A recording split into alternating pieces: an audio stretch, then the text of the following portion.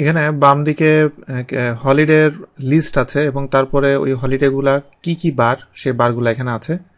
এরপরে আমার কোম্পানির যে প্রজেক্টগুলা কত কত তারিখে শুরু হবে সেইগুলা এখানে আছে এবং প্রজেক্ট লেন্থ কত কত দিন সেই দিনগুলো আছে। এখন আমাকে বের করতে হবে প্রজেক্ট ফিনিশিং ডেট যেটা সেটা বের করতে হবে এবং এখানে কোন বার ইকুয়াল টু কি নাম্বার এখানে অ্যাকচুয়ালি এক্সেল ডিফল্টে কাউন্ট করে সেটা এখানে দেওয়া আছে।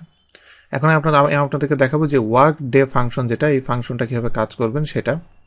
তো সেটার জন্য আমি প্রথমে ওয়ার্ক ডে ফাংশনটা নিচ্ছি। ওয়ার্ক ডে ফাংশনের ভিতরে দুই রকম আছে, ওয়ার্ক ডে আর ওয়ার্ক ডে ইন্টারন্যাশনাল। ইন্টারন্যাশনালটা আমি পরে আসছি। ওয়ার্ক ডের ভিতরে যেটা যে এখানে উইকেন্ড ধরা হয় স্যাটারডে এবং সানডে, এই দুইটাকে উইকেন্ড সে কাউন্ট করে। আর ইন্টারন্যাশনালে আপনি কাস্টমাইজ করে নিতে পারবেন যে আপনি কোনটাকে উইকেন্ড ধরতে চান।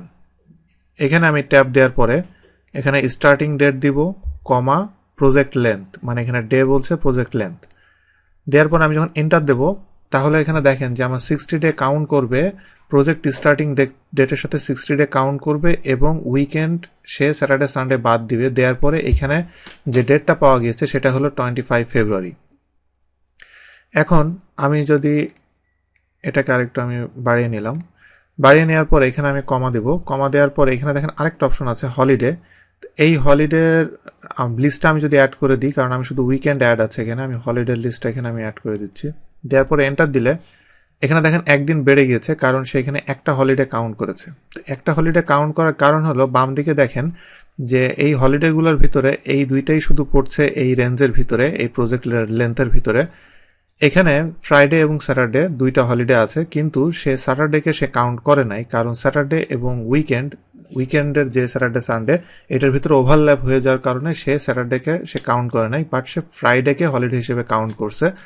করার কারণে প্রজেক্ট ফিনিশিং ডেট একটা দিন বেড়ে গিয়েছে।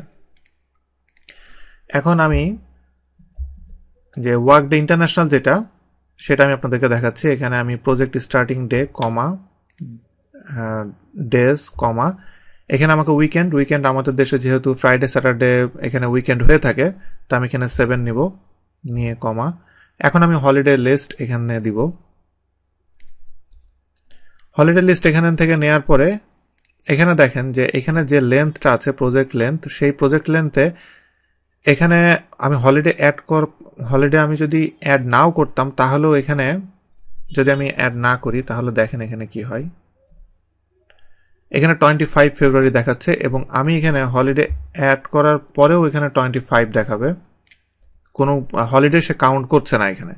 এটা কাউন্ট না করার মেন কারণ হলো এখানে দেখেন যে এই দুইটা ডেট কিন্তু এই প্রজেক্ট লেন্থের ভিতরে পড়েছে, কিন্তু এই দুইটা হলিডেই ফ্রাইডে এবং স্যাটারডেতে পড়েছে, যার কারণে সে এই দুটাকে হলিডে এবং ডে অফ হিসেবে সে কাউন্ট করে নাই। এই জন্য প্রজেক্ট লেন্থে আমি 25 ফেব্রুয়ারি পেয়েছি।